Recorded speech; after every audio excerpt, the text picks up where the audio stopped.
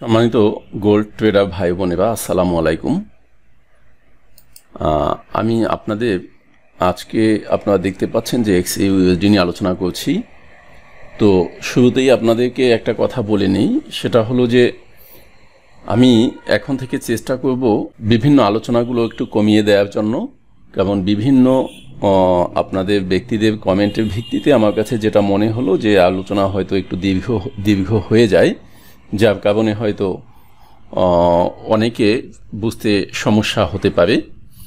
তো যাই হোক, আর চেষ্টা করব আমি বিভিন্ন আলোচনা যতটুকু করি আমি এখন থেকে আপনাদের সাপোর্ট লেভেল এবং রেজিস্ট্যান্স লেভেলগুলো আমি আগে আলোচনা করে নেব, দেন আমি আপনাদের সাথে মার্কেটের আনুষঙ্গিক বিষয়গুলো নিয়ে আলোচনা করব।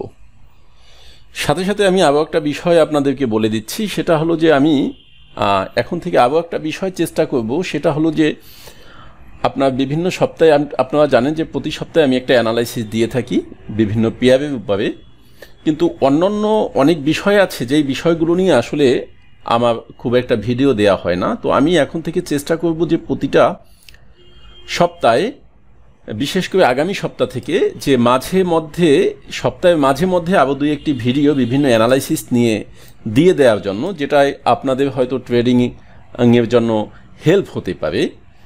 নিউজ সংক্রান্ত ব্যাপার বা বিভিন্ন বিষয় আছে যেটা সাপোর্ট রেজিস্ট্যান্স বা অন্য অনেক বিষয় জড়িত আছে ট্রেডের সাথে। এই বিষয় সংক্রান্ত ব্যাপারে আমি চেষ্টা করব আপনাদেরকে মাঝে মাঝে আরও কিছু ভিডিও দিয়ে দেওয়ার জন্য। তো যা হোক, যে কথা বলেছিলাম যে আমি আপনার সাপোর্ট লেভেল এবং রেজিস্ট্যান্স লেভেলগুলো নিয়ে প্রতিটা ভিডিওতেই চেষ্টা করব প্রথমে কথা বলার জন্য, এরপরে আনুষঙ্গিক কিছু বিষয় আমি পরবর্তীতে আপনাদের সাথে আলোচনা করে দেব। যাদের প্রয়োজন হবে তারা জাস্ট ওই বিষয়গুলো সংক্রান্ত ব্যাপারে ঘাটাঘাটনি করবে বা দেখবে, আর যাদের প্রয়োজন নাই তারা তো শুধু অ্যানালাইসিসটা দেখেই হয়তো দেখেই সাপোর্ট লেভেল রেজিস্ট্যান্স লেভেলগুলো দেখেই হয়তো তারা আপনার সামনের দিকে না আগালেও চলবে। কারণ আমি আসলে আপনাদের হেল্পের জন্য ভিডিওগুলো দিই, আমি তো আমার কোনো স্বার্থ এখানে বিন্দুমাত্র নেই, এমনটাই আসলে। সুতরাং আপনাদের যদি কারো এই ব্যাপারে কোনো বিষয় উপরে কোনো মন্তব্য থাকে, আপনারা মন্তব্যগুলো ওপেনভাবে আমাকে দিতেই পারেন, এটা খুবই স্বাভাবিক একটা বিষয়। তো যা হোক, যে কথা বলছিলাম যে বর্তমানে মার্কেট যে পজিশনে আছে, আপনারা দেখতে পেয়েছেন যে গত সপ্তাহে কিন্তু মার্কেটটা ক্লোজ হয়েছিল। আমরা দেখেছি যে গত সপ্তাহে যেটা ছিল 2344-এ মার্কেটটা ক্লোজ হয়েছিল, যেই মার্কেটটা এই সপ্তাহে এসে ক্লোজ হয়েছে 2392-তে। তো এই যে মার্কেটের একটা ঊর্ধ্বমুখী প্রবণতা, এটা ব্যাপারে কিন্তু আমি আপনাদের আইডিয়া অনেক আগে থেকেই দিয়েছি। তো যাই হোক, এখন বর্তমানে যেখানে মার্কেটটা রয়েছে এই জায়গা থেকে মার্কেটের সাপোর্ট লেভেল এবং রেজিস্ট্যান্স লেভেলটা কোন জায়গায় কি হতে পারে। তো দেখেন, মার্কেটটা যেখানে আছে অ্যাকচুয়ালি এই জায়গাটাই কিন্তু একটা লেভেলের উপর দিয়ে চলতেছে। যেহেতু নিচের থেকে উঠেছে মার্কেটটা, আপনারা ধরে নিতে পারেন এইটা নিচের থেকে একটা রেজিস্ট্যান্স লেভেল ছিল, ঠিক এই পজিশনটা। এবং এই পজিশনটা যে রেজিস্ট্যান্স লেভেল ছিল, এই কথাটা কিন্তু আমি গত ভিডিওতে আপনাদেরকে বলেছিলাম যে এই জায়গাটা মার্কেট একটা ধাক্কা খাবে। ঠিক আছে, তা যা হোক, এখন মার্কেটটা যেখানে রয়েছে এই জায়গা থেকে তার রেজিস্ট্যান্স লেভেলের কথাটাই আমি একটু আগে বলছি, যে বা দেখিয়ে দিচ্ছি যে যেখানে এটা ফার্স্ট রেজিস্ট্যান্স লেভেল রয়েছে, সেই রেজিস্ট্যান্স লেভেলটা হতে পারে আপনার 2430, 35 বা 40। তবে 2415-20-এ কিন্তু মার্কেট আর একটা ধাক্কা খেতে পারে। তো এরপরে ওইখানে যখন ভেঙে উপরে উঠে যাবে, তখন 2430 থেকে 40-এর মধ্যে যে কোনো জায়গায় কিন্তু মার্কেট একটা লেভেল নিয়ে নিতে পারে। যদি ওই লেভেলটা ভেঙে মার্কেট উপরের দিকে উঠে যায়, সেই ক্ষেত্রে মার্কেট আপনার 2450-60-এ একটা ধাক্কা খেয়ে হয়তো সে উঠে যাবে 2480 বা 90-তে, যেই লেভেলটা আমি আপনাদেরকে এখান থেকে দেখাতে পারছি না, কারণ এই লেভেলটা আমি অন্য বিভিন্ন সাইট ঘাটাঘাটি করে আমি কালেক্ট করেছি যতটুকু আমি পেয়েছি। তো আমি যতটুকু আমার ঘাটাঘাটির মধ্যে আমি পেয়েছি, আমি এর বাইরে তো আসলে আপনাদের বলতে পারবো না। তবে এই মার্কেটটা আপনারা জানেন যে বিশাল মার্কেট, এখানে বাইরে অনেক কিছুই আছে যেটা হয়তো আপনারা গভীরভাবে ঘাটাঘাটনি করলে আপনারা নিজেও অনেক কিছু জানতে বা বুঝতে পারবেন। তো যাই হোক, যেটা কথা বলছিলাম যে 2430 বা 40-এর ভিতরে একটা লেভেল নিতে পারে, এরপরে 2450 বা 60 একটা ধাক্কা খেয়ে হয়তো মার্কেট উঠে যেতে পারে 2480 বা 90-তে। তো এই যে 2480 বা 90-টা এইটাই ধরে নেন 2500 লেভেল, যেটা আমি আপনাদেরকে অনেক আগেই বলেছিলাম যে মার্কেটটা 2024 সনে 2500 লেভেলকে হয়তো টাচ করবে বা ভেঙে উপরের দিকে উঠে যাবে, তেমন একটা অবস্থানে মার্কেট চলে এসেছে, যেটা আপনারা দেখতে পাচ্ছেন অলরেডি। তো ওই লেভেলটা ভেঙে যদি মার্কেট উপরের দিকে উঠে যায়, সেই ক্ষেত্রে মার্কেট অনেক কিছুই করতে পারে, কিন্তু আমি ওই লেভেলটা নিয়ে ঘাটাঘাটনি যতটুকু করেছি এতটুকু আপনাদেরকে এই মুহূর্তের জন্য মন্তব্য দিতে আমি আগ্রহী না। আমি আরও একটু আমাকে ঘাটাঘাটনি করতে হবে, এরপরে আমি ওই উপরের লেভেলগুলো নিয়ে আমি আপনাদের সুস্পষ্ট একটা আইডিয়া আমি আমার মতো করে আমি দিতে পারবো, যদিও অন্য অন্য সোর্স থেকে আপনারা ঘাটাঘাটনি করলে হয়তো এর থেকে বেটার কোনো আইডিয়া আপনারা নিজেও কালেক্ট করতে পারবেন। তো যাই হোক, এখন মার্কেট যেখানে রয়েছে এই জায়গা থেকে আমি আপনাদেরকে দুইটা মাত্র রেজিস্ট্যান্স লেভেল নিয়ে আলোচনা করলাম, আর তৃতীয় রেজিস্ট্যান্স লেভেলটা আমি নিজেই পেন্ডিং রেখে দিলাম, কারণ ওই লেভেলটা এখনও বলা মুশকিল।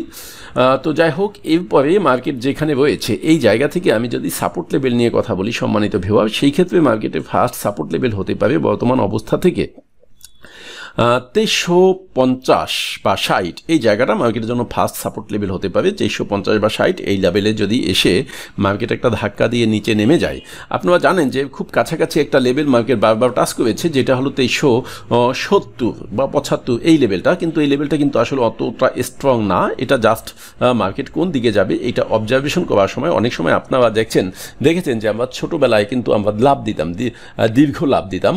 তো ওই লাভ দেওয়ার সময় আমরা কিছুটা জায়গা দৌড় দিয়ে একটা বল নিতাম। তো এরকম একটা জায়গায় কিন্তু এখানে বর্তমানে মার্কেট বিরাজ করছে, যে মানে জাস্ট এখান থেকে আপ ডাউন করছে, এরপরে সে একটা পাওয়ার নিয়ে মার্কেট যে কোনো দিকে বড় ধরনের একটা টান দিয়ে দিবে। তো যা হোক, মার্কেট 2350 বা 60 এই লেভেলটা হলো মোটামুটি একটা লেভেল হয়েছে সাপোর্ট লেভেল। যদি ওই লেভেল ভেঙে মার্কেট নিচের দিকে নেমে যায়, সেই ক্ষেত্রে মার্কেট কিন্তু 2300 লেভেলে এখানে একটা লেভেল মার্কেটের জন্য মোটামুটি রয়েছে। 2300 বা 2310 এইখানে একটা সাপোর্ট লেভেল রয়েছে, এবং ওই সাপোর্ট লেভেলটা ভেঙে যদি মার্কেট নিচের দিকে নেমে যায়, সেই ক্ষেত্রে মার্কেট পরবর্তী সাপোর্ট লেভেলটা নিয়ে নিতে পারে 2270 বা 80, এই লেভেলটা মার্কেট পরবর্তী নিয়ে নিতে পারে। সম্মানিত ভিউয়ার, আমি আপনাদের সৌজন্যে কিন্তু লেভেলগুলো নিয়ে আলোচনা করেছি, তবে খুব আমি দীর্ঘ কথা বলবো না। তারপরেও আমি অনেকে যেহেতু রিকোয়েস্ট থাকে দু একটি কথা না বললেও হয় না, সেটা হলো আপনারা জানেন যে ইউক্রেন এবং রাশিয়ার যুদ্ধকে নিয়েই কিন্তু মার্কেটটা এই পজিশনে চলে এসেছিল, কিন্তু পরবর্তী যে যুদ্ধটা এখন শুরু হয়েছে এটা কিন্তু আপনারা অনেকটা এমনও বলতে পারেন যে ইউক্রেন রাশিয়ার কিছুটা হলেও কিন্তু তার কিছু আভাস বা ইন্ধন এইখানেও বিভিন্নভাবে ইন্টারনালভাবে রয়েছে, যেটা আমরা হয়তো বিভিন্ন গণমাধ্যমে হালকা হালকা কিছু আভাস পাচ্ছি। তবে এখন আপনার ইসরায়েল এবং ইরানের যেই যুদ্ধটা আমরা দেখতে পাচ্ছি, যুদ্ধ বলতে এখনও যুদ্ধ এরকম বলা যায় না, তারপরেও অনেকটাই বলা যায় যে আক্রমণাত্মক তাদের যেই কার্যক্রম, এই জায়গাকে ইস্যু করে আপনার স্বাভাবিকভাবে এই সহিংসতা স্বাভাবিক ছড়িয়ে পড়াই কিন্তু বিশেষ করে বিভিন্ন আশঙ্কা রয়েছে। এখানে কিন্তু ধর্মভিত্তিকও কিছু বিষয়াদি রয়েছে, যাই হোক ওই বিষয়ে আমি আলোচনা করব না। তো এখন আপনারা আজকেও হয়তো বিভিন্ন গণমাধ্যমে আপনারা দেখতে পেয়েছেন যে ইরান কিন্তু বলছে ইসরায়েলিকে যে পরবর্তী যদি হামলা ইসরায়েলের ভাবে ইরান করে, এবং সেটা হবে স্মরণকালের সর্বশ্রেষ্ঠ হামলা, এবং এটা অত্যন্ত ভয়াবহ হবে। এবং ইসরায়েল কিন্তু আসলে চাচ্ছে, ইসরায়েল এটা ভালোভাবেই জানে যে ইরানের সাথে ইসরায়েল এই মুহূর্তের জন্য নাও পেরে উঠতে পারে, কারণ ইরান যে ইসরায়েলের ভাবে এরকম ধরনের হামলা করবে এটা কিন্তু ইসরায়েলের ধারণায় ছিল না, কারণ ইসরায়েল এতটুকুই তারা জানে যা বা ভাবছে যে ইসরায়েল এমন একটা শক্তি বা পাওয়ার তাদের কাছে আছে যে তাদের উপরে হামলা করার পাওয়ার কেউ রাখে না, এমন একটা শক্তি নিয়েই কিন্তু ইসরায়েল ছিল বা এখনও আছে।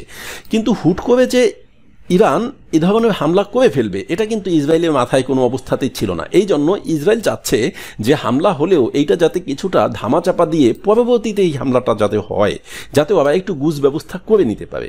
এবং এইটার জন্যই কিন্তু ইসরায়েল বিভিন্ন দাবে এমনটাই বলা যায় যে বিভিন্ন দাবে দৌড়াচ্ছে যে এইটা কিছুটা হলেও এই মুহূর্তের জন্য নিরসন হয়ে যাওয়ার জন্য বা করার জন্য। জাতিসংঘে আপনারা জানেন যে বৈঠক কিন্তু ইসরায়েলই ডেকেছে।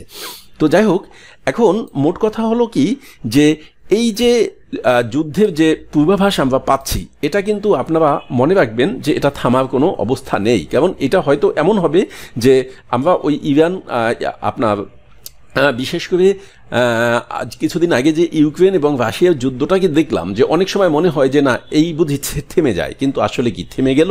থেমে কিন্তু গেল না। সে কিন্তু আস্তে আস্তে ক্রমান্বয়ে আস্তে আস্তে ধাপে ধাপে ধাপে ধাপে আগিয়ে চলছে। এবং এখন আমরা যত দিকেই যত ইস্যু দেখি না কেন, ওইটা কিন্তু অব্যাহত আছে। হয়তো আরেকটা ইস্যু যখন সামনে চলে আসে, তখন আমরা ওইটার দিকে বিভিন্ন মিডিয়াগুলো ফোকাস দেয়, ওই আগেরটা একটু হলেও ধামাচাপা পড়ে যায়, কিন্তু ওটা কিন্তু আসলে কি থেমে গেছে? থেমে কিন্তু যায়নি। তেমনভাবে ইরান এবং ইসরায়েলের যে যুদ্ধ, এই যুদ্ধটা থেমে যাবে না, এটা কিন্তু বাস্তব একটা বিষয়। সুতরাং আপনাদেরকে মাথায় রাখতে হবে যে এই ধরনের কার্যক্রমের জন্য গোল্ডের প্রাইস কখনোই নিম্নমুখী হবে না, সে ঊর্ধ্বমুখী হয়ে থাকবে, যার কারণে গোল্ড কিন্তু আরও উপরে বা আপে যাওয়ার সম্ভাবনা রয়েছে।